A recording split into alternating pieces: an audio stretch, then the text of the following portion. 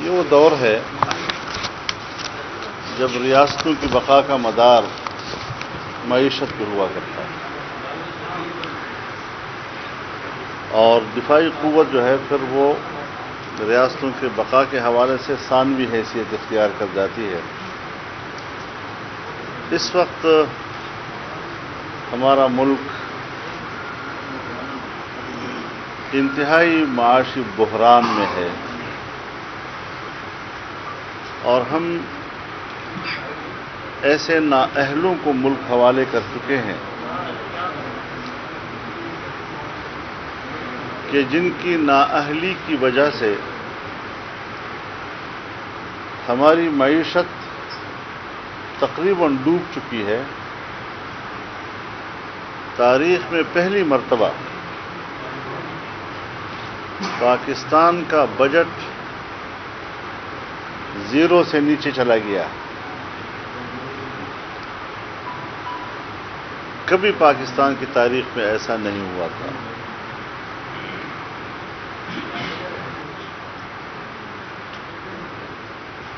دو ہزار 17-18 کو کے بجٹ میں سالانہ شرح نمو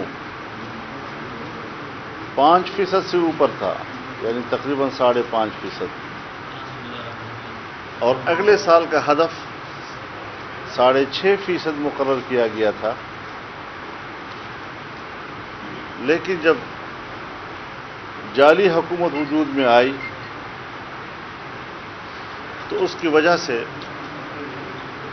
ہمارا جو اگلا بجٹ تھا جس کا ہدف 6.5% سالانہ شرح نمو تھا وہ 1.8 پہ آ کر رک گیا۔ اور اب یہ دوسرا بجٹ ہے جو پیش کر رہے ہیں -3 یا 4۔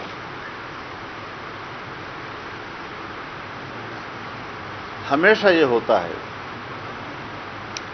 کہ نئے سال کے بجٹ کا حجم پچھلے بجٹ سے زیادہ ہوا کرتا ہے۔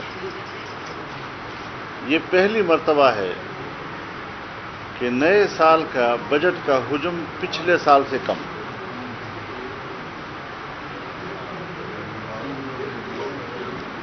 ہمیشہ نئے سال کے محصولات کا ہدف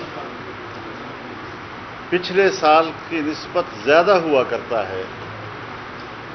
یہ پہلی مرتبہ ہے کہ نئے سال کے لیے محصولات کا ہدف پچھلے سال سے کم رکھا گیا ہے۔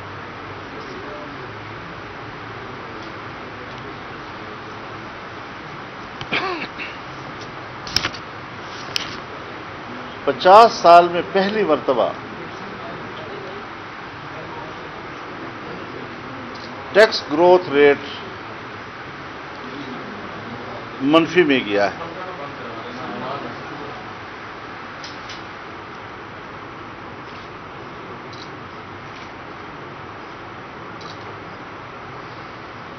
جو ڈائریکٹ فارن انویسٹمنٹ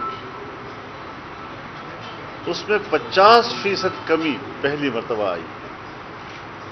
نہ ملک کے اندر کے عوام کا ان پہ اعتماد ہے، نہ سمندر پار ہمارے پاکستانیوں کا ان کے اوپر اعتماد ہے۔ ان کو ٹیکس ادا کرنا اپنے مال کی اور اپنے پیسے کا ضیاع سمجھتے ہیں۔ وہ اپنے پیسے کو محفوظ تصور نہیں کرتے۔ اب ظاہر ہے کہ ہمارا جو موقف ہمیشہ رہا ہے، ہم تو سمجھتے ہیں کہ جو الیکشن ہوئے وہ بھی ڈھونگ، جو حکومت بنی وہ بھی ڈھونگ، جو بجٹ بنا وہ بھی ڈھونگ۔ اب اس ملک کو کہاں تک پہنچانا ہے؟ کس طرح ان لوگوں کے رحم و کرم پر پاکستان کو چھوڑنا ہے؟ تو اس اعتبار سے ہمارا موقف روز بروز قوم کے سامنے، ایک ایک بچے کے سامنے آ رہا ہے کہ ہم نے پہلے دن کا جو موقف اختیار کیا تھا وہ صحیح۔ بڑے بڑے لوگ جو ان حکمرانوں کی پروجیکشن کا حصہ تھے، صرف ووٹ نہیں دیا، ان کے پروجیکشن میں انہوں نے کئی سال لگائے، آج وہ معترف ہیں کہ ان کو ووٹ دینا اور ان کی حمایت کرنا یہ ہماری جہالت تھی۔ بڑے بڑے دانشور اپنے اوپر لعنت بھیجتے ہیں کہ ہم نے ان کو ووٹ دیا، ایسا کبھی نہیں ہوگا۔ کامیابیاں ناکامیاں آتی رہتی ہیں، لیکن ملک کو اس مقام پر پہنچانا، اگر محصولات کے ہدف کو ایک حکومت 1900 ارب سے اٹھا کر 3600 ارب پہ لے جاتی ہے، دگنا کر دیتی ہے،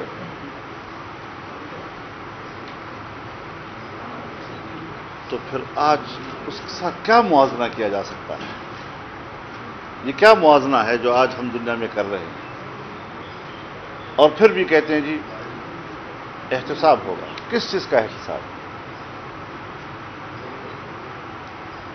ایسے احتساب پر تو حکمرانوں کو شرم آنی چاہیے تھی۔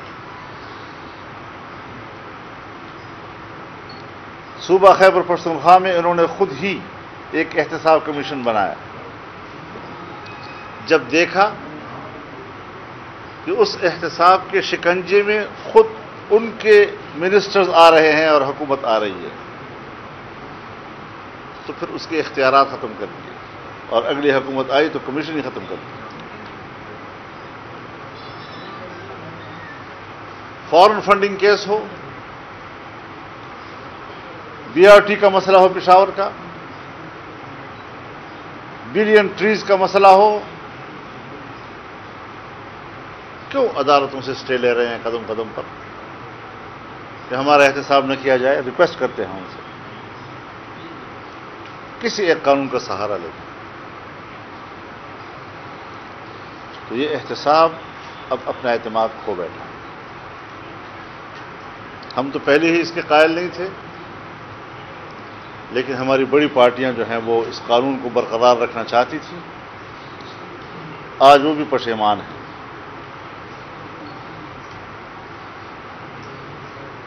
ایسی صورتحال میں ایک قومی یکجہتی کی ضرورت ہے۔ ہم نے کورونا کی عالمی وبا کی وجہ سے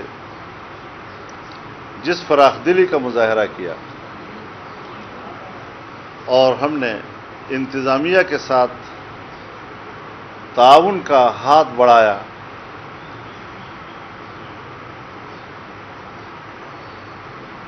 اور حکمران بھی کہتے تھے کہ یہ وقت ہے یکجہتی کا، ہم نے مل کے لڑنا ہے، لیکن ان حالات کے اندر غیر متنازع ایشوز کو، غیر متنازع معاملات کو دوبارہ متنازع بنانا، جیسے 18ویں ترمیم کا مسئلہ لے آئے، NFC ایوارڈ کا مسئلہ لے آئے۔ اب 18ویں ترمیم ان ایک آدھ ترامیم میں سے ایک ترمیم ہے جو بالکل ایوان کی متفقہ ہے،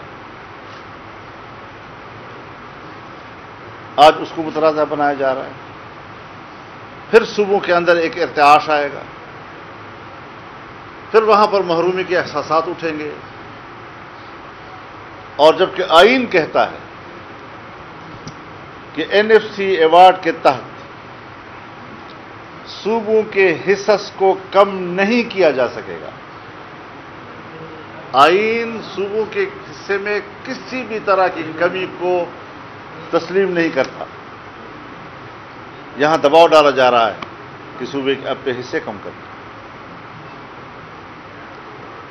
فاٹا کے عوام کو دربدر کر دیا گیا ہے، کوئی انتظام وہاں نہیں ہے، کوئی پولیس نہیں ہے، کوئی انتظامیہ نہیں ہے۔ اور میں آپ کو یہ بتا دوں کہ پورے فاٹا میں لینڈ ریفارم تھے ہی نہیں، لینڈ ریکارڈ ہے ہی نہیں، سوائے 1 یا 1.5% علاقے کے۔ تو اس زمانے میں کہیں انگریز نے اپنی ضرورت کے لیے کیا تھا. آج وہاں کوئی پٹواری بھی نہیں ہے. آج لوگ لڑ رہے ہیں. جنوبی وزیرستان میں قومیں ایک دوسرے کے سامنے آ گئیں، شمالی وزیرستان میں آ گئیں، کرم ایجنسی میں آ گئی، خیبر ایجنسی میں لوگ آ گئے ایک دوسرے کے مقابلے میں. یہی وجہ ہے کہ آپ نے ضم کر دیا. وہاں پر ان کا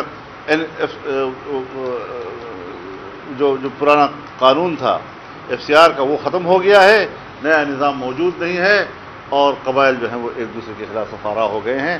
یہی وجہ ہے کہ وہاں زمین کی تقسیم کا سسٹم بھی موجود نہیں ہے. کبھی اس کو کیا عنوان دیا جا رہا ہے، کبھی کیا عنوان دیا جا رہا ہے. یہ تو پھر اس کا صاف مطلب یہ ہوا کہ مملکت کی بقا کا سوال پیدا ہوا.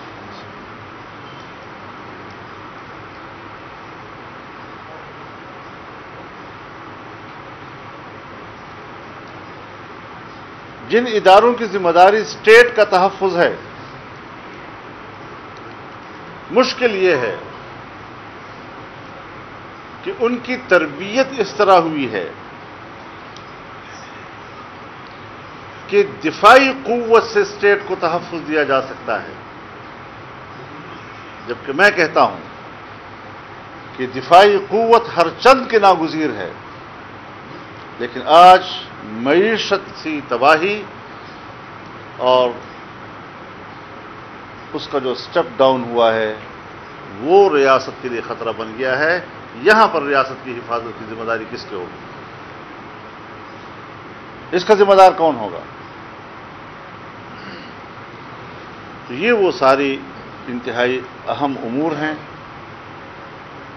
نئے حالات میں آپ کے پاس سوالات ہوں گے، آپ پوچھ سکتے ہیں. انشاءاللہ بڑا شور ہے، کہہ رہے ہیں کہ بلدیاتی الیکشن کروائے جائیں گے. ہمیں بلدیاتی الیکشن نہیں چاہیے، ہمیں جنرل الیکشن چاہیے. یہ جعلی اسمبلیاں ہیں. جب تک یہ جعلی اسمبلیاں موجود ہیں، اس ملک میں بلدیاتی الیکشن کی طرف لوگوں کو متوجہ کرنا، ان کے قومی اسمبلی اور صوبائی اسمبلیوں کے ووٹ کے حق سے ان کو دستبردار کرنے والی بات. دو بیوروکریٹس دے دیے گئے ہیں جنوبی پنجاب کا نظام چلانے کے لیے، ایڈیشنل چیف سیکرٹری اور ایڈیشنل آئی جی. اس کے بارے میں آپ کیا کہیں؟ میں نے اس کو اسٹڈی تو نہیں کیا ہے، لیکن یہ آدھا تیتر آڑ بٹیر والی بات ہے.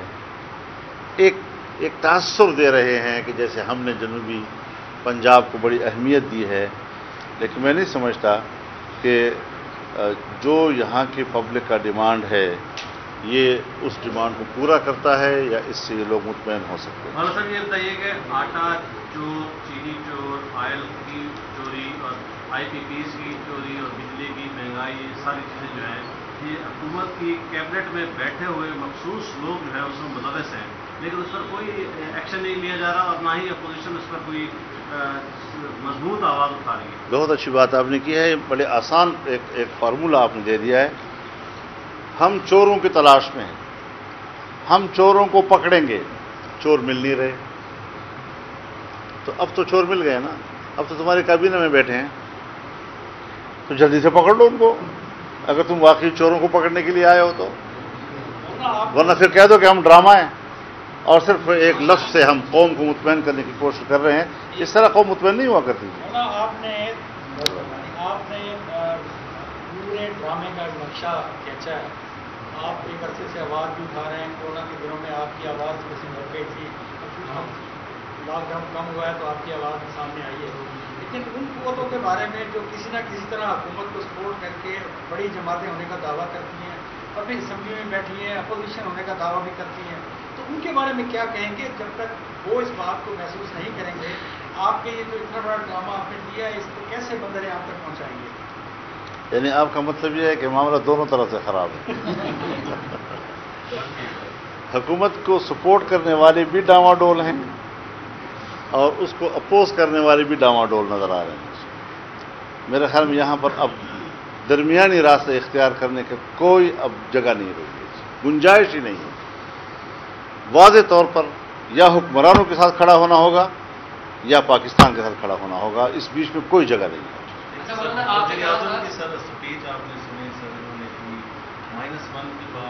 بس اسپیچ سنتے رہو اور اس سے پیٹ بھرتے رہو، بس ختم ہو گئی بات. حضرت تو کنفیوز ہیں. کبھی اس طرح کبھی حکمران، میں تو کہہ سکتا ہوں، اپوزیشن کہہ سکتی ہے، خود حکمران یہ کہے کہ ہمارے پاس 5 یا 6 مہینے ہیں، یہ ان کی ذہنی شکست خوردگی کی بات ہے. پھر اگلے دن کہے کہ خبردار اگر کسی نے -1 کی بات کی. کبھی کچھ کہتے ہیں، کبھی کہتے ہیں میری کرسی مضبوط نہیں ہے، یہ اللہ کی لین دین ہے، جو اللہ دیتا ہے تو دیتا ہے، لے لیتا ہے تو لے لیتا ہے. کبھی کہتا ہے جی کہ میں ہٹوں گا تو لوگ احتساب کریں گے اس کا. تو اس طرح حکومتیں نہیں چلتی جی، یہ ان کے اپنے اضطراب اور اپنے تذبذب کی علامت ہے، اس سے زیادہ کچھ نہیں. مولانا آپ نے کہا تھا گرمی کے دنوں میں آپ کے جو معاہدہ جو وعدے کیے گئے تھے آپ کے ساتھ وہ پورے نہیں ہوئے. یہ آپ وہی صحافی تو نہیں جنہیں وہاں سوال کیا تھا. میرا خیال میں آپ اگر صحافی ہیں تو آپ کو سمجھ لینا چاہیے کہ میں آپ کو وہاں پورا جواب دے چکا تھا.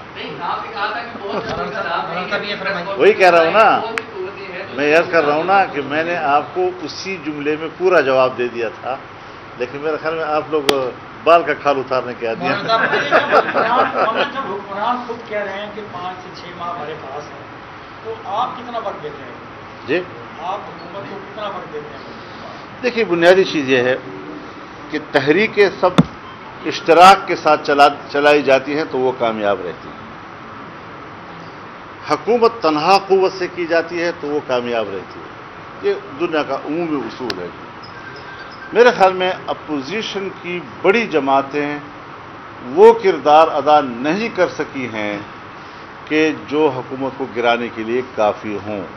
صرف الفاظ کی حد تک، پارلیمنٹ میں تقریر کی حد تک، ایک پریس کانفرنس کی حد تک.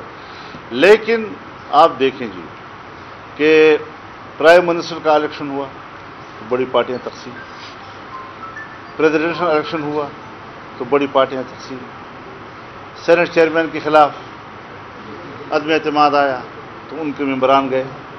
آخر وقت تک ہمیں پتہ نہیں چل رہا تھا.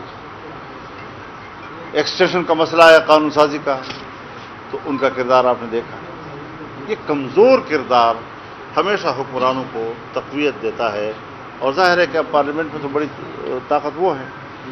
تو اس لحاظ سے جب تک ہم یکسو نہیں ہوں گے اور ایک پلیٹ فارم پر، ایک پیج پر آ کر ایک ہی بات نہیں کریں گے، اور یہ مد نظر ہوگا کہ میرے تو کیسز ہیں تو میں نے تو اس میں بھی رعایتیں لینی ہیں، میں نے تو اس مشکل کو بھی فیس کرنا ہے، تو پھر شاید ہم اس طرح خواہشات کے مطابق قوم کو نتائج نہ دے سکیں جس کی قوم ہم سے توقع ہے. مولانا صاحب یہ فرمائیے گا کہ جب بات آتی ہے کسی قانون سازی کی، جب بات آتی ہے بجٹ کی منظوری کی، آپ ہی ماضی میں کہتے رہے ہیں، سب کہتے رہے ہیں کہ وزیر اعظم کو صرف پارلیمنٹ کے ذریعے ہٹایا جا سکتا ہے، یہ دھرنوں کے ذریعے نہیں. جب عمران خان صاحب دھرنا دے رہے تھے تو اب ایک موقع تھا کہ وہ چپ کر کے وہ بجٹ بھی منظور ہو جاتا ہے، سارے قانون بھی پاس ہو جاتے ہیں، حکومت بغلے میں جاتی ہے کہ ہم جیت گئے، اپوزیشن وہ دیکھتی رہ جاتی ہے کہ ووٹ کیسے پڑ گئے ان کو. یہ کیا نہیں، ووٹ تو ان کے پاس پورے تھے، میں تو اس میں کبھی وہ نہیں، وہ پورے تھے ان کے پاس. جی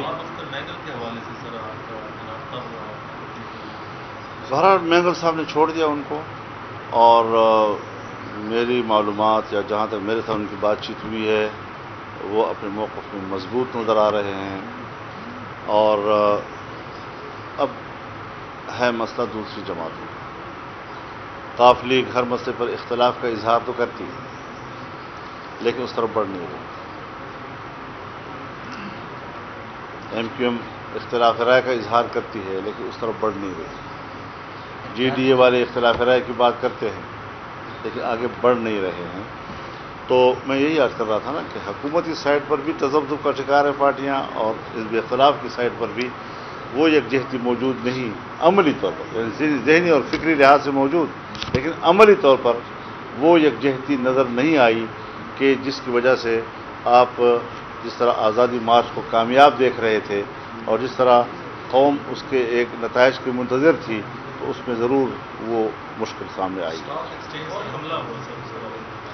ہم نے تو اس کا پرزور الفاظ میں مذمت کی ہے. بڑا ایک ناروا قسم کا، دہشت گردانہ قسم کا ایک حربہ ہے، اور ضرورت اس امر کی ہے کہ ایسے لوگوں کو جو ملک کی معیشت کے لیے بنیاد اور اس کے لیے اہم ہوتے ہیں، ان کا تحفظ اسٹیٹ کی ذمہ داری ہے۔ سر حکومت کو گرانے کے لیے ماضی بعید کے اندر یا قریب کے اندر آپ کوئی نہ کوئی لانگ مارچ کا ارادہ رکھتے ہیں، مزید ساری اپوزیشن پارٹیوں کو ساتھ ملا کے مشترکہ؟ حضرت ہمارے سے نہ پوچھیں یہ بات، ہم ہر وقت تیار ہیں، آج کشمیر کے حوالے پارٹیاں سے تیار ہیں آپ کے ساتھ؟ دوسرے ان سے کسی کو پوچھ لیں آج جی۔ کشمیر کے حوالے سے ایک بچے کی تصویر چھپی ہے کلاس کے اوپر، اس نے بیٹھ کے پوری دنیا کو جگانے کی بات کی معصوم بچے نے، کشمیر کی صورتحال پہ آپ بات کریں؟ حضرت کشمیر بہرحال ہمیشہ سے مظلوم رہا ہے، کشمیری ہمیشہ سے مظلوم رہا ہے، کشمیری بچے یتیم اور پھر یتیم ہوتے چلے جا رہے ہیں، یتیم بچے جوان ہو کر اس تحریک کو زندہ رکھے ہوئے ہیں، لیکن ہم نے کشمیر کو بیچ دیا ہے۔ مشکل یہ ہے، ہندوستان تو اس کا ہے ہی دشمن، لیکن جو انڈیا نے کیا، انڈیا نے جو کچھ کیا اس کو جواز ہم نے فراہم کیا، اور کشمیر کی خصوصی جو حیثیت تھی اس کو آرٹیکل 370 کے ذریعے سے ختم کیا گیا۔ جب اس اقدام پر پارلیمنٹ کے اندر قرارداد آئی تو حکومت نے آرٹیکل 370 کے خاتمے کی بات قرارداد میں لانے سے انکار کیا۔ کیوں؟ ایک طرف آپ اس کے اقدام کی مذمت بھی کر رہے ہیں اور دوسری طرف جو کچھ اس نے کیا ہے اس کو قرارداد میں بھی نہیں لا رہے۔ یہاں سے دوغلی پالیسی کا اندازہ لگتا ہے کہ ہم کشمیریوں کے ساتھ کر کیا رہے ہیں۔ لہذا کشمیریوں کے ساتھ ہندوستان ظلم کر رہا ہے اور ہم منافقت کر رہے ہیں۔ بول رہے صاحب بات کو بدل بن رہا ہے، تھوڑا سا اس میں بتا دیں صاحب بات کو مجلس میں پھر بنایا جا رہا ہے میرا تو یہ خیال ہے کہ اس پر اہل علم علماء کرام کا اجتماعی رائے آنی چاہیے۔ ہمارے پاس ادارے موجود ہیں، وفاقی شرعی عدالت کا ادارہ موجود ہے، ہمارے پاس اسلامی نظریاتی کونسل کا ادارہ موجود ہے، فوری طور پر ہم اس میں جائیں کہ اسلام آباد میں مندر ہو یا گرجا ہو یا گردوارہ ہو، اس قسم کی چیزوں کی تعمیر کے بارے میں شریعت کیا کہتی ہے اور ان کے اور ہمارے بیچ میں پوزیشن کیا ہے، تو اس پوری چیز کو واضح کرنے کے بعد پھر یہ رائے قائم ہونی چاہیے۔ بعض چیزیں ہوتی ہیں جذباتی، ہم اقلیتوں کے خلاف جذباتی بالکل بھی نہیں ہیں، نمبر ایک۔ نمبر دو یہ کہ اگر کوئی ایسی چیز ہوتی ہے تو ایک اسلامی مملکت میں جہاں کہا گیا ہے کہ کوئی فیصلے قانون جو ہے وہ قرآن و سنت کے خلاف نہیں ہوں گے، اس کا تقاضا یہ ہے کہ ہم ان اداروں کی طرف رجوع کر لیں کہ جو اس حوالے سے پوری قوم کی رہنمائی کر سکتے ہیں۔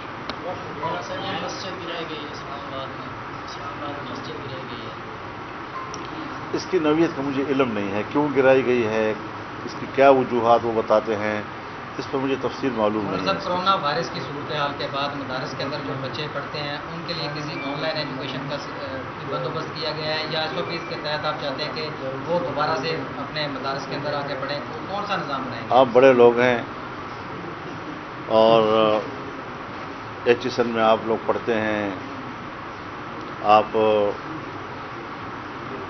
کیا ادارے ہیں یار، بیکن وغیرہ میں پڑھنے والے لوگ ہیں، آپ ہر جگہ بیٹھ کر ایئر کنڈیشن کمروں میں بڑے اچھے طریقے سے آپ آن لائن بھی پڑھ سکتے ہیں۔ مدرسے کا غریب طالب علم، غریب بچہ، دیہات میں رہنے والا، اس پہ کتنے لڑکے ہوں گے جو آن لائن کو افورڈ کر سکیں گے یا یہ مواقع ان کو حاصل ہوں گے؟ یہاں مسئلہ بنیادی یہ ہے کہ اگر حکومت کہتی ہے کہ اگست میں کھولے جائیں گے تو جون، جولائی، اگست آلریڈی حکومت کی چھٹی کے دن ہیں، وہ پہلے سے ہیں۔ ہمارے جو چھٹی کے ایام ہیں وہ شعبان، رمضان اور شوال کا مہینہ ہے، تو ہمارے چھٹی کے دن گزر چکے ہیں، ہم مزید اضافی قسم کی قربانی دے رہے ہیں۔ مدرسے بند ہیں، درسگاہیں بند ہیں، امتحانات ابھی رکے ہوئے ہیں، ابھی اعلان ہوا ہے اور وہ بھی جہاں جہاں جو مدرسہ آپ کا ضلع میں تحصیل میں قریبی ہے اسی میں جا کر آپ امتحان دے دیں، یہ کچھ سہولتیں ان کو مہیا کی گئی ہیں۔ لیکن بہرحال دینی مدارس، ایک تو یہ باقاعدہ مدارس ہیں، یہ رجسٹرڈ نظام تعلیم ہے، کوئی معمولی نظام تعلیم نہیں ہے، اس پر حکومت کے اور مدارس کے درمیان معاہدات ہوئے ہیں، اس کے نصاب پر اتفاق ہوا ہے، اس کے مالیاتی نظام پر اتفاق ہوا ہے، اس مدارس کی انتظامی ڈھانچے کو طے کیا گیا ہے، پھر معاہدات ہوئے ہیں۔ ہم نے یہاں تک تسلیم کیا ہے کہ اگر آپ دینی مدارس کے بچوں کو عصری علوم دینا چاہتے ہیں، آپ ہمیں 2-3 مضامین جو ناگزیر ہیں وہ بتا دیں، تاکہ جو بچہ ان کا امتحان دے دے وہ ڈائریکٹ ایم اے اور بی اے کہلائے گا۔ ایکول ٹو بی اے اور ایم اے نہیں ہوگا، ڈائریکٹ بی اے اور ایم اے ہوگا۔ ہم نے یہ بھی مان لی ہے، اس شرط کو بھی ہم نے تسلیم کیا ہے۔ اس کے باوجود بار بار ہم یہاں آپ کے سامنے بھی کہہ چکے ہیں کہ مدارس کے حوالے سے مدارس کی اصلاحات کا جو لفظ ہے اس کو ہم اپنے خلاف توہین سمجھتے ہیں۔ مدارس تو اصلاحی تحریکیں ہیں، مدارس تو معاشرے کی اصلاح کرنے کے لیے وجود میں آئی ہیں۔ مدارس کا اپنا ایک ماٹو ہے، اپنے اہداف ہیں، اور آپ اس قسم کے الفاظ استعمال کر کے اس کا تضحیق کرنا چاہتے ہیں۔ اپنے مدارس کی اصلاح کرو۔ باقی رہی یہ بات کہ 500 ارب روپے کس چیز کے لیے آپ نے مختص کیے، ہم نہیں مانتے۔ اپنے گھر میں رکھو 500 ارب روپے، کوئی ضرورت نہیں ہے آپ کو 500 روپے کی۔ اور یک طرفہ فیصلے قبول نہیں ہیں۔ جب آپ کے ساتھ اتحاد تنظیمات مدارس کی میٹنگیں ہو رہی ہیں، ایک ایک ایشو پہ گفتگو ہو رہی ہے، جب تک کوئی چیز طے نہیں ہے، آپ کیسے کہتے ہیں کہ مدارس کی اصلاح؟ آپ کیسے کہتے ہیں کہ مدارس جو ہے وہ حکومت کے ماتحت ہوں گے؟ آپ کس بنیاد پر کہتے ہیں کہ نصاب جو ہے وہ مشترکہ ہم طے کریں گے؟ تمہارے حکومتی نصاب کو جو آپ لفظ استعمال کرتے ہیں یکساں نصاب تعلیم، یکساں نصاب تعلیم کو تو آپ کے اپنے عصری علوم والے مدارس نے قبول نہیں کیا۔ جو عصری علوم پڑھانے والے پرائیویٹ ادارے ہیں انہوں نے یکساں نظام تعلیم کے فلسفے کو تسلیم نہیں کیا۔ مجھ سے کیسے آپ جبری بنوا سکتے ہیں یہ باتیں؟ لہذا یہ ساری باتیں یک طرفہ ہیں، یک طرفہ کوئی بات قابل قبول نہیں ہے۔ ہم اپنی تعلیم، اپنے اختیار، اپنے منہج اور اپنے ثوابدید کے ساتھ پڑھائیں گے، اور کسی قسم کی مداخلت ہم قبول نہیں کریں گے۔ بہت شکریہ۔